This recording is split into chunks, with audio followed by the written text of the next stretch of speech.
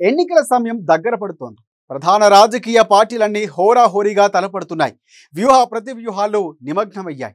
ఇక ఏపీలో పిఠాపురం హాట్ టాపిక్గా మారింది. పిఠాపురంలో ఎవరు గెలుస్తారు, పవనా లేక వంగా గీతనా అనే ప్రశ్నకు రాజకీయ వర్గాల్లో జోరుగా చర్చ సాగుతోంది. జగన్ పవన్కు చెక్ పెట్టేలా ప్లాన్ చేస్తూ ఉంటే పవన్ మాత్రం తన బాధ్యత ప్రజలదేనని వారి చేతిలో తమ భవిష్యత్తును పెట్టారు. చంద్రబాబు సైతం పవన్ కళ్యాణ్ను గెలిపించే బాధ్యతను స్వీకరించారు. ఏపీలో హాట్ ఫేవరెట్ సీటుగా పిఠాపురం. గెలుపు కోసం సేనాని వ్యూహాలు. పవన్ కి చెక్ పెట్టేలా వైసీపీ ప్లాన్స్. లక్షకు మెజార్టీ తగ్గొస్తున్న పవన్. పవన్ గెలుపు బాధ్యత తనదే అంటున్న వర్మ. తనను అసెంబ్లీకి పంపండి అంటున్న పవన్ కళ్యాణ్. ఏపీలో హాట్ ఫేవరెట్ సీట్ ఏది అంటే పిఠాపురం అని టక్కున చెప్పేయచ్చు. ఏపీలో సోషల్ మీడియాతో పాటు అన్ని రకాల మీడియాలో పిఠాపురం గురించే వేడెక్కించే చర్చ సాగుతోంది. పిఠాపురంలో ఈసారి గెలుపు ఎవరిది అన్నది చర్చ అయితే, గెలిచిన వారి మెజార్టీ ఎంత అన్నదే మరో చర్చ కూడా మొదలైంది. అయితే వాటితో సంబంధం లేకుండా రెండు పార్టీల అభ్యర్థులు మాత్రం 1,00,000 ఓట్ల మెజార్టీ అని పక్కా క్లారిటీతో చెప్పేస్తున్నారు. అసలు ఈ లక్ష్యం అంటున్నది మొదట జనసేన అధినేత పవన్ కళ్యాణ్. పవన్ 1,00,000 మెజార్టీతో గెలవబోతున్నారని చెబుతూ వస్తున్నారు.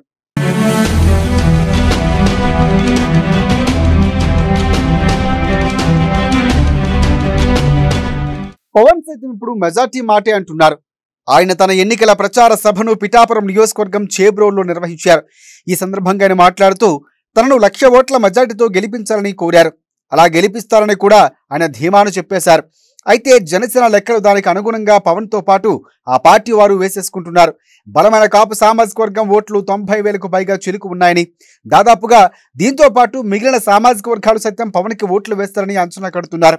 అంటే మొత్తంగా 2,30,000కు పైగా చిలుకు ఓట్లతో ఉన్న 1,40,000 దాకా ఓట్లు పూలైతే అందులో 1,30,000 నుంచి 40,000 దాకా జనసేనకే పడతాయని భావిస్తున్నారు.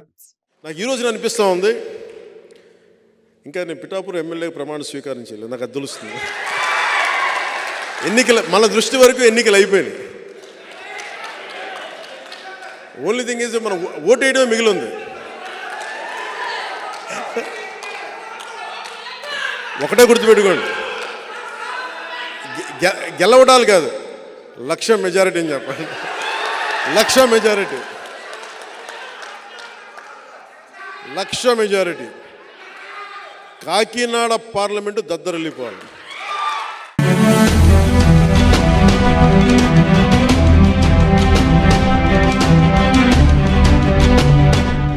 మరోవైపు నియోజకవర్గంలో మిగిలిన ఆ 40,000 నుంచి 50,000 ఓట్లు మాత్రమే వైసీపీకి వస్తాయని గుసగుసలు వినిపిస్తున్నాయి. అలా 1,00,000 ఓట్ల మెజార్టీ సాధ్యమని జనసేన ఊహిస్తోంది. ఇక వైసీపీ నుంచి పోటీ చేస్తున్న వంగా గీత కూడా తనకి 1,00,000 ఓట్ల మెజార్టీ వస్తుందని అంటున్నారు. దానికి కారణం 2019లో వైసీపీకి 83,000కు పైచిలకు ఓట్లు పడ్డాయి. ఈసారి ఆ సంఖ్య ఇంకా పెరుగుతుందని, ఆ విధంగా చూస్తే 1,00,000 పై దాటి తామే ఓట్లు తెచ్చుకుంటామని వైసీపీ భావిస్తోంది. అలాగే కాపులలో సగానికి పైగా ఓట్లు తమకు పడతాయని, బీసీలు, ఎస్సీలు, ఇతర సామాజిక వర్గాల ఓట్లలో 100కి 80% తమకే పడతాయని, అలా మొత్తం పోలైన ఓట్లలో 40% తమకే వస్తాయని భావిస్తోంది వైసీపీ.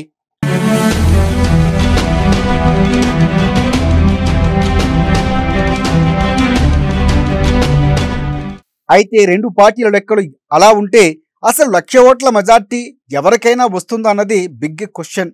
ఎందుకంటే మొత్తం ఓట్లు పోలయ్యేదే 1,70,000 నుంచి 80,000 దాకా మాత్రమే. అంతా ఏకపక్షంగా ఎన్నికలు జరగదు అంటున్నారు. పవన్ కళ్యాణ్ జనసేన అభ్యర్థికి 2019లో వచ్చిన ఓట్లు 28,000 దాకా మాత్రమే. అయితే టీడీపీ వర్మ 2019లో పోటీ చేస్తే వచ్చిన ఓట్లు 68,000 పైచిలకు మాత్రమే. ఈ రెండు కలుపుకుంటే 96,000 ఓట్లు అవుతాయి. అయితే వర్మ అభ్యర్థి కాదు అనుకుంటే ఆయనకు పడే ఓట్లు పవన్కి పడతాయన్నది కూడా ఒక డౌటే.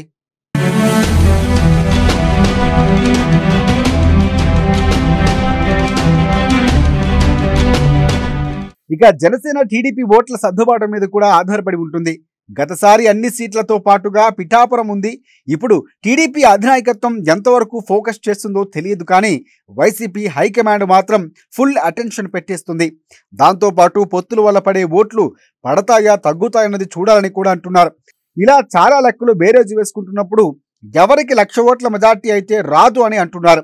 వర్మకు 2014లో 47,000 పైచిలుకు మెజార్టీ ఇండిపెండెంట్ గా వచ్చిందంటే అన్ని పార్టీలు సపోర్ట్ చేశాయి.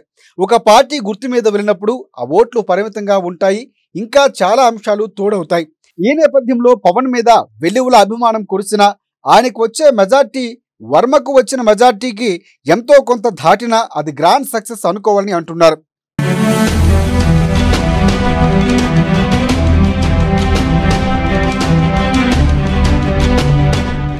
ఇక వైసీపీ నుంచి పోటీ చేస్తున్న వంగ గీతకు 2009లో కేవలం 1000 ఓట్ల మెజార్టీ మాత్రమే వచ్చింది.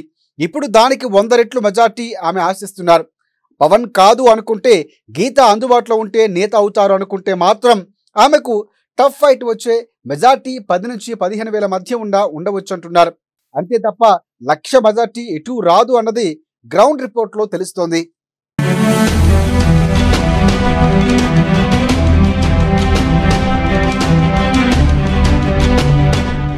మరోవైపు కొన్ని సర్వేలో పిఠాపురం వాసులు కొత్త విషయాలు చెప్పుకొస్తున్నారు. పార్టీలకు అతీతంగా చూసుకుంటే తమకు స్థానిక నేత కావాలని కోరుకుంటున్న వారు కూడా ఎక్కువగానే ఉన్నారు. అలాగని పవన్ కు తాము వ్యతిరేకించడం లేదని కూడా అంటున్నారు. సినీ హీరోగా ఆయనకు గుర్తింపు ఉందని చెబుతున్నారు. అదే సమయంలో అలర్ట్ అయిన సేనాని నన్ను అసెంబ్లీకి పంపండి, నేను మీ వాడిని, ఇక్కడే ఉంటాను, పవన్ కేర్ ఆఫ్ పిఠాపురం అని స్థానికుడిగా మారిపోయారు. 40 రోజుల సమయం. ఈ 40 రోజుల సమయంలో మీకోసం కాదు, మీ బిడ్డల భవిష్యత్తుని, ఇక్కడున్న యువతకు కూడా అందరికి చెప్తా ఉన్నా, మీ భవిష్యత్తు ఇది, నా భవిష్యత్తు కాదు ఇది. నేను ఓటమికి గురైనా నిలబడే ఉన్నా. ఒక్కసారి నన్ను అసెంబ్లీకి పంపించండి ఆయన. ఒక్కసారి శుభ్రంగా 2019లో నన్ను ఒక్కడిని పంపించినా కానీ సరిపోయింది. ఒక్కడు. నేనేమడుగుతా అంటే, నాతో పాటు పట్టుమని ఒక 25 మంది కూడా లేరు, 21 మంది. 21 మందిని గెలిపించండి.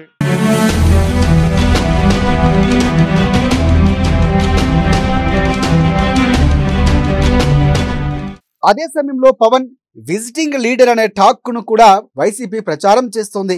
ఆయనకు పిఠాపురంలో సొంత ఇల్లు లేదని, కనీసం ఎప్పుడు వస్తారో లేదో కూడా తెలియదని వైసీపీ సోషల్ మీడియాలో ప్రచారం చేస్తుంది.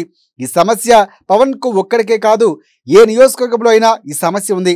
గత 2019 ఎన్నికల్లో హిందూపురంలో టీడీపీ నేత బాలయ్యకు కూడా ఇదే సమస్య ఎదురైంది. దీంతో ఆయన అప్పటికప్పుడు ఇల్లు కట్టుకున్నారు. తన ఆధార్, ఓటర్ కార్డు కూడా ఇక్కడకు మార్చుకున్నారు. ఇప్పుడు పవన్ కూడా బాలయ్యలాగే చేస్తారా, బాలయ్య బాటలో నడుస్తారా అనేది చూడాలి. ఎమ్మెల్యేగా గెలిచిన వెంటనే ఈ లోపలే కుదిరితే నేను ఇల్లు ఇక్కడే తీసుకుంటా, స్థలం తీసుకుంటాను ముందు. ఎందుకు చెప్తున్నాను ఈ మాట? ఎందుకు చెప్తున్నా? ప్రతి ఒక్కళ్ళు ఇక్కడున్న ప్రజలందరినీ, తూర్పు గోదావరి జిల్లా ప్రజలందరినీ భావోద్వేగాలతో ఆడుకున్నారు.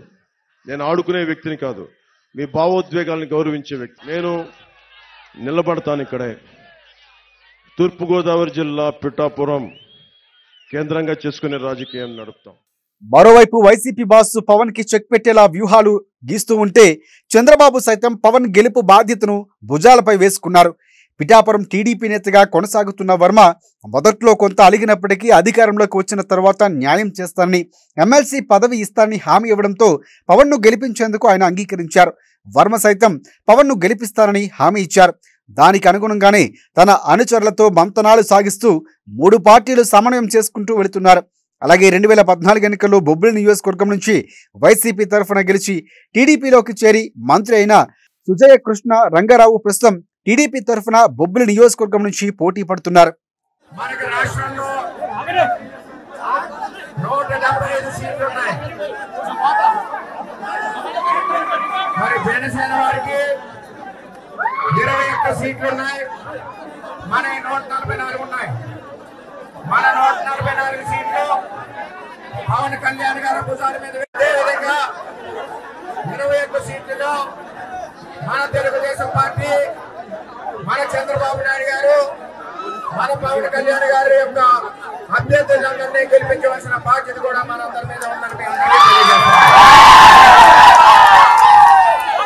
ప్రతి ఒక్కరూ నా ఎలక్షన్ కంటే 10 రెట్లు కష్టపడడానికి పవన్ కళ్యాణ్ గారిని అత్యధిక మెజార్టీతో గెలిపించి మన పిఠాపురం నియోజకవర్గంలో జనసేన తెలుగుదేశం జెండా ఎగరవేయాలని చెప్పి మీ అందరినీ కోరుకుంటున్నాం. మనందరం కూడా ఒకటే మాట, ఉమ్మడి అభ్యర్థి ఏదైతే పవన్ కళ్యాణ్ గారు మన పిఠాపురం మీద నమ్మకం పెట్టుకుని వచ్చారో మనందరం భుజాల మీద వేసుకుని గెలిపించవలసిన బాధ్యత ఉందని మీ అందరికీ తెలియజేసుకుంటున్నాం. చంద్రబాబు నాయకత్వం, పవన్ కళ్యాణ్ గారి నాయకత్వం.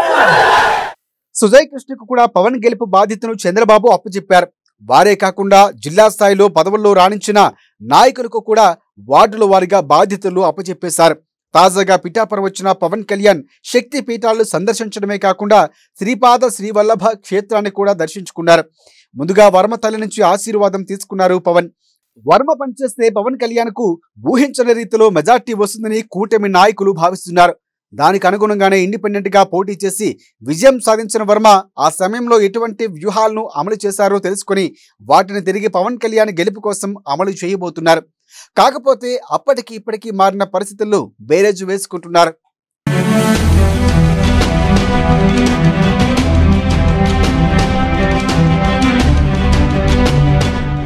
మరోవైపు పవన్ ప్రచారానికి ప్రజలు ఎక్కడా తగ్గడం లేదు. సీఎం జగన్, టీడీపీ అధినేత చంద్రబాబుకు ఎలా పబ్లిక్ వస్తున్నారో సేనాని సైన్యం కూడా అలాగే వస్తుంది. అయితే ఇప్పుడు పవన్ తాజాగా చేసిన కామెంట్స్ కాక పుట్టిస్తున్నాయి. తన అభిమానులు జనసేన ఫ్యాన్స్ ముసుగులో దుర్మార్గాలు జరుగుతున్నాయంటూ జనసేన అధ్యక్షుడు పవన్ కళ్యాణ్ సంచలన వ్యాఖ్యలు చేశారు. తనను రోజు 100 మంది కలుస్తున్నారని, అందులో కొందరు తనను సెక్యూరిటీ వాళ్ళను బ్లేడ్లతో కట్ చేస్తున్నారని కూడా పవన్ కళ్యాణ్ సంచలన ఆరోపణలు చేశారు. కాకపోతే అండి, ఎందుకు మనకేంటి కొన్ని ప్రోటోకాల్స్ పాటించకపోతే ఏమైపోద్ది అంటే, కొంతమంది ఈ కిరాయి మూకలు ఏం చేస్తారంటే, ఎక్కువ మంది వచ్చినప్పుడు సన్న బ్లేడ్లు తీసుకొచ్చి కట్ చేస్తూ ఉన్నారు సెక్యూరిటీ వాళ్ళని కూడా, నన్ను కూడా. ఇక్కడ కూడా జరిగింది. అందువల్ల ఏంటంటే కొంచెం ఇలాంటి పరిస్థితుల్లో మీకు మన ప్రత్యర్థి పార్టీ పన్నాగాలు తెలుసు కాబట్టి, అందుకని కొంచెం స్ట్రీమ్ లైన్ ఉంటే మనం చేసుకోవడానికి బాగుంటుంది. సో నేను పిఠాపురంలో ఇప్పుడే కాదు, రేపు పొద్దున మీరు భారీ మెజారిటీ ఎమ్మెల్యేగా గెలిపించాను. నేను ఒకటి అనుకున్నా, రోజువారీ కార్యక్రమంలో ప్రతి మండలం, ప్రతి గ్రామంలో కూడా మనం ఎవరైతే ఉన్నారో అందరికీ నాకు ఫోటోలు ఇవ్వడానికి నేను సంసిద్ధంగా ఉన్నాను. ఎందుకంటే ఇది ఏదో సడన్గా వచ్చి వెళ్ళిపోవడానికి కాదు, నేను మనస్ఫూర్తిగా చెప్తున్నాను. శ్రీపాద శ్రీవల్లభుడి సాక్షిగా, మన బంగారు పాపమ్మ దర్గా సాక్షిగా, ఆంధ్ర బాప్టిస్ట్ చర్చ్ సాక్షిగా చెప్తున్నాను. నేను ఇక్కడ ఉండి ఇది మన స్వస్థలం చేసుకొని అందరికీ సాధ్యమైనంత మేరకు కొంచెం మన అందరం ఒక నియంత్రణ పాటిస్తే, నియమాలు పాటిస్తే అందరికీ అందుబాటులో ఉంటాను, చేస్తాను, పని చేస్తాను. ఏది ఏమైనా ఇప్పుడు పులివెందుల, కుప్పం ఒక ఎత్తు అయితే పిఠాపురం రాజకీయం ఒక ఎత్తుగా మారింది. మరి అక్కడ ప్రజలు ఎలాంటి తీర్పు ఇస్తారో చూడాలి మరి.